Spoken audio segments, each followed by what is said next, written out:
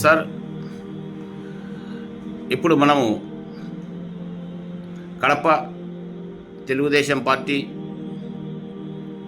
ఉపాధ్యక్షులు మన్సూర్ అలీ ఖాన్ దగ్గరే ఉన్నాము. ఈరోజు అంతర్జాతీయ మైనార్టీల హక్కుల దినోత్సవ సందర్భంగా వారితో ఈ ముఖాముఖి కార్యక్రమాన్ని నిర్వహిస్తున్నాము. అస్సలాము అలైకుం మన్సూర్ అలీ ఖాన్ గారు. సార్, ఈరోజు మైనార్టీ హక్కుల దినోత్సవ సందర్భంగా తెలుగుదేశం పార్టీలో మీరు యాక్టివ్గా ఉన్నారు కాబట్టి తెలుగుదేశం పార్టీ నుంచి ప్రభుత్వం ఏర్పాటు చేసిన కూటమి ద్వారా మైనార్టీ వర్గానికి ఏ విధమైన సహాయ సహకారాలు మీరు అందిస్తున్నారు మీ పార్టీ వారు కాస్త వివరించండి. కూటమి ప్రభుత్వం వచ్చినప్పటి నుంచి ముందు ఒక భ్రమ ఉండేదన్నమాట. కూటమిలో ప్రభుత్వం ఏర్పడింది, చేస్తారో చేయరు మైనార్టీస్ అనేసి. అంటే ఈ మైనార్టీస్ అంటే ఓన్లీ ముస్లిమ్సే కాదు, క్రిస్టియన్స్ కానీ, పార్సీస్ కానీ, జైన్స్ కానీ, బుద్ధిస్టులు అంతా వస్తారు. కాబట్టి కూటమి ప్రభుత్వం ఏర్పడినప్పటి నుంచి గత 5 ఏళ్లుగా జరగని అభివృద్ధి సపోర్టు మైనార్టీస్కి ఈ 6 నెలల్లో చేసి చూపించింది.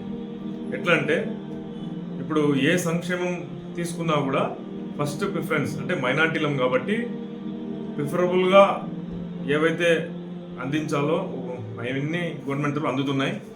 ఇప్పుడు సీఎం రిలీఫ్ ఫండ్ కానివ్వండి, ఏదైనా కానివ్వండి, ఈ మైనార్టీసే కొద్దిగా అంటే డబ్బు పరంగా కానీ కొద్దిగా వెనుకబాటు ఉంటారు. కాబట్టి వైద్యపరంగా ఏమైనా సీఎం రిలీఫ్ ఫండ్ కావాలన్నా, లేదంటే మన ఎమ్మెల్యే గారు, మన స్థానిక ఎమ్మెల్యే మాధవి రెడ్డి గారు చాలా అనుకూలంగా మాకు సపోర్ట్ చేస్తున్నారు. అంటే సీఎం రిలీఫ్ ఫండ్ దాదాపు 100 మందికి కానీ ఇస్తే 60-70 మంది కేవలం మైనార్టీలో ఉన్నారు దీంట్లో.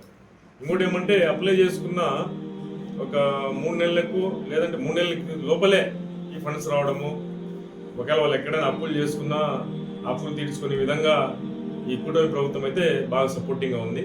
ఇది ఒక ఎగ్జాంపుల్ మాత్రమే. మన రీసెంట్గా నామినేట్ పోస్టులలో కూడా మైనార్టీలకు సంబంధించి ఒక స్టేట్ లెవెల్ నామినేట్ పోస్ట్ మన కడప వాసికి ఇవ్వడం కూడా, అంటే వక్ఫ్ బోర్డు మెంబర్గా దావుద్ గారిని ఇవ్వడం కూడా చాలా సంతోషదాయకము.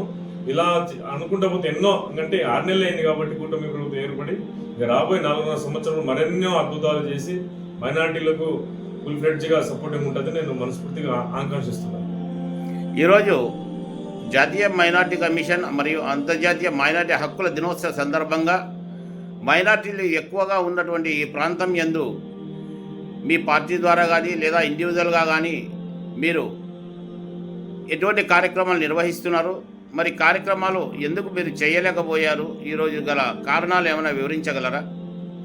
మీరు అంటున్నారు అంటే పార్టీ పరంగానే కాదు, మేము ముందు నుంచి కూడా పార్టీ పరంగా ఎప్పుడు చేస్తున్నాము. మేము ముందు నుంచి కూడా మా సొంత డబ్బు పెట్టుకుని మాకు మైనార్టీలనే కాదు అన్ని వర్గాలకు మేము సపోర్ట్ చేస్తున్నాము. విద్యాపరంగా కానీ, వైద్యపరంగా కానీ, చదువు ఏదైనా సరే, ఎక్కడైనా కుటుంబాలు కొద్దిగా ఇబ్బంది పడుతున్న వాళ్ళకు ఏమైనా ఆర్థిక సహాయం చేయడంలో కానీ ముందు నుంచి ఉన్నాము, ఇప్పుడు కూడా అందిస్తున్నాము. పార్టీ అనేది పార్టీ పరంగా మాకేమంటే ఈ పార్టీ వచ్చిన తర్వాత ఇంకా అంటే గవర్నమెంట్ తరఫున కూడా మనకు ఇది మనం చేసేది కుడి చేయైతే ఇప్పుడు ఎడం చేయని కూడా తోడ చేసుకుని 2 చేతులతో సాయం చేసిన విధంగా చేస్తున్నాం. గతం నుంచి కూడా మీ తండ్రి గారు కాసిం ఖాన్ గారు మీరు కానీ ఎన్నో సేవా కార్యక్రమాలు నిర్వహిస్తున్నారు. మైనార్టీలో సేవా కార్యక్రమాలు నిర్వహించడంలో ఎవరున్నారంటే కాసిం గారు అనే పేరు ముందొస్తుంది. ఆ విధంగానే దానికి తండ్రికి చేదోడు వాదోడుగా మీరు వస్తూ వచ్చారు. అలాగే మీరు అభివృద్ధి చెందాలని కోరుకుంటూ ఈరోజు ఏమైనా కార్యక్రమాలు అంటే మా మైనార్టీ తెలియని వ్యక్తులకందరికీ తెలియజేయడం కోసం హక్కుల గురించి ఏదైనా ఒక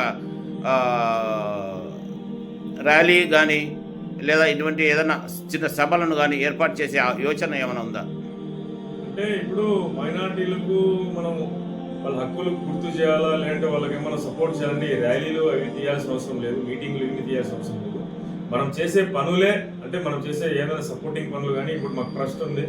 ఆ ట్రస్ట్ మా నాన్నగారు అయితే వాళ్ళ అమ్మ అంటే మా జేజే గారి చాన్పి ట్రస్ట్ అనేసి జేజే గారి పేరు మీద పెట్టినారు. దానివల్ల ఎన్నో సర్వీసెస్ చేస్తున్నాము. ఇప్పుడు నేను కూడా మా నాన్న సిద్ధాంతమే, మా నాన్న ఏం చేసే పనులు చేసి మేము కూడా అదే విధంగా మా నాన్న నాలో మేము నడుస్తున్నాము. మేము ఎప్పుడు కూడా ఈ ర్యాలీస్ కానీ, మీటింగ్స్ కానీ చెప్పి ముందుకు వెళ్ళడం ఉండదు. కేవలం మేము చేసే పనులే ప్రజల్లోకి తీసుకెళ్తాం. అదే మాకు ర్యాలీ లాగా, అదే మాకు మీటింగ్స్ లాగా.